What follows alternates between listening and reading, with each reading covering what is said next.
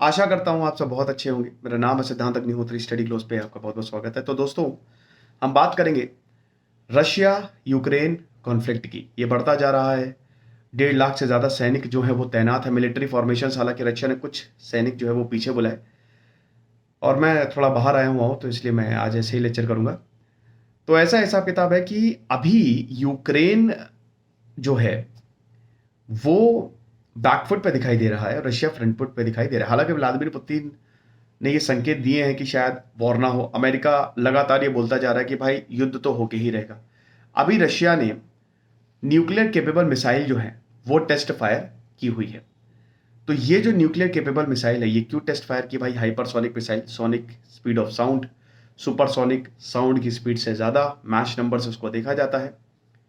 तो अभी Alexander Lukashenko जो कि बेलारूस के राष्ट्रपति हैं, और व्लादिमीर पुतिन, दोनों ही भाई भाई हैं। आपको पता ही है, वो लुकाशेंको का 20 साल 30 साल से राज चल रहा है, और पूरा पूरा व्लादिमीर पुतिन जो वो सपोर्ट किए हैं। और उसी के बैकड्रॉप में हमें देखते हैं कि मिलिट्री एक्सरसाइज हो रही है। और अमेरिका ने चेतावनी दी थी, अभी 10 दिन तक ये एक्सरसाइज चलेगी, कि चेतावनी दी थी कि भाई इसी को ही इस्तेमाल करके रशिया जो है वो यूक्रेन पे अटैक कर सकता है। और यह रशिया यूक्रेन बहुत ही ज़्यादा इंपॉर्टेंट है भाई। आपको पता ही है कि नेटो का एक्सपेंशन रोकना है। रशिया ये बोल रहा है ना कि भाई देखो, नेटो ने जो अमेरिका डोमिनेटेड है, तो वो चाहता है कि यूक्रेन नेटो में शामिल हो जाए। 1991 के विघटन के बाद, सोवियत के डिसइंटीग्रेशन के बाद, बड़ी सोशलिस्ट कंट्रीज जो है वो नेटो में शामिल हो गए। अब यूक्रेन अकेला बचा, लेकिन यूक्रेन रशिया के लिए स्ट्रैटेजिकली बहुत ज़्यादा इंपॉर्टेंट है। तो बात यह है कि रशिया किसी भी हाल में यह नहीं चाहता कि यूक्रेन जो है वो शामिल हो जाए यहाँ पे रशिया के नेटो के साथ, ठीक है। तो इसीलिए ये वार्निंग दी थी यहाँ पे पुतिन ने कि भाई एक्सपेंशन रोक दो। अमेरिका ने नहीं माना, और अब पूरी तरीके से तैयारी कर ली है। मेरे हिसाब से युद्ध होगा ही होगा, क्योंकि आप, ये कॉमन सेंस है भाई, इतनी बड़ी तादाद में सैनिक क्यों कोई तैनात करेगा, वो भी मिलिट्री फॉर्मेशंस। तो ये हिसाब किताब है। यूक्रेन के प्रेसिडेंट व्लादिमीर जेलेंस्की, जो कि एक कॉमेडियन रहे हैं, आपको पता है ये स्टैंड अप कॉमेडियन थे, तो कई बार ये जोक वोक जो है वो मारते रहते हैं। वो जर्मनी गए हैं अभी, ताकि जो वेस्टर्न लाइज है उनका सपोर्ट जो है वो ले सके। शेलिंग काफी ज्यादा इंक्रीज हो गई है, ठीक है। कंट्री के ईस्टर्न साइड में शेलिंग बहुत ज्यादा इंक्रीज हो गई है। और दोस्तों, ये वो जगह है ना जहां पे जो सेपरेटिस्ट हैं उनका दबदबा ज्यादा है। और अमेरिका ने बार बार ये वार्निंग दी हुई है, और अमेरिका और यहाँ पे भारत और बाकी 12 देशों से ज्यादा ने ये एडवाइजरी भी जारी की है अपने सिटीजन्स को कि तुरंत यूक्रेन छोड़ दें, कभी भी कुछ भी हो सकता है, ठीक है। तो ये चीज, अब क्रेमलिन का ये कहना है कि भाई हम बिल्कुल भी अटैक नहीं करने वाले, हम बिल्कुल भी अटैक नहीं करने वाले। और ये जो अमेरिका बोल रहा है, इसका कोई तुक ही नहीं है।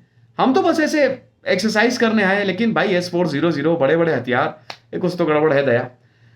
लेकिन वही चीज है। अब यहां पे रशिया की डिफेंस जो मिनिस्ट्री है, उन्होंने बोला है कि जितनी भी ब्रांचेस हैं of the armed forces, including strategic rocket force, northern और ब्लैक सी फ्लीट्स, उनके पास न्यूक्लियर आर्म्ड सबमरीन है।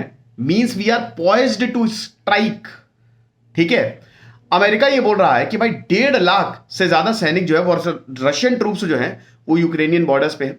और अभी 1,90,000 सेपरेटिस्ट हैं जिनको रशिया बैक कर रहा है, जो कि यूक्रेन में बहुत ज्यादा एक्टिव है। और अगर इन टोटल देखें तो भाई 30, मतलब तकरीबन ट्रूप्स की बात करें तो यूक्रेन से 2 गुना ज्यादा है, ठीक है ना। रशिया के मिलिट्री जो है वो दुनिया की बहुत ही पावरफुल मिलिट्री में से एक है।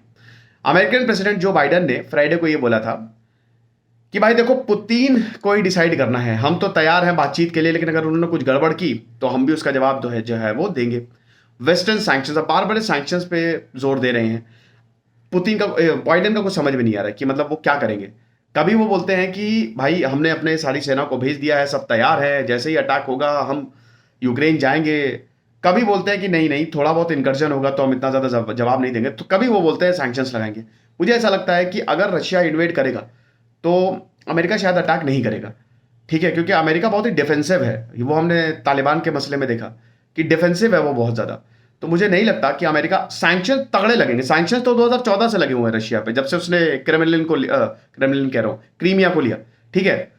वो तब से लगे हुए हैं। सैटरडे को यहाँ पे देखिए, ये मैं US secretary of defence Lloyd Austin का ये कहना है कि भाई देखिए, अब रशियन ट्रूप्स जो है पॉइज्ड टू स्ट्राइक। अब ये बात अमेरिका 15 दिनों से कह रहा है कि बस अभी हमला, अभी हो गया, बस होगा, अभी देखो अटैक करेगा, लेकिन वो हो नहीं रहा है। तो ये चीज है। फिलहाल रशिया ने विड्रॉल किया, कुछ जो यूक्रेन बॉर्डर की अपनी जो टुकड़ियां हैं वो हटाई, लेकिन उसके तुरंत बाद हमने देखा कि साइबर स्ट्राइक हो गई। तो ये एक मैसेज देने की कोशिश की पुतिन ने कि भाई हम तो बातचीत के लिए तैयार हैं, आप आओ, टेबल पे बैठो, वड़ा पाव खाओ, तो हम बातचीत करेंगे। उसके बाद क्लैशेस भी इंक्रीज हुए हैं, है ना। यहां पे यूक्रेन आर्मी और सेपरेटिस्ट की अगर बात करें, जो यूक्रेन में ही एरिया है ना, डोनेस्क, लुहांस का, जो कि सेपरेटिस्ट बैक्ड है। 2014 में यहां पे भी प्रॉब्लम आई, वहां पे भी क्लैशेस में वृद्धि हुई है।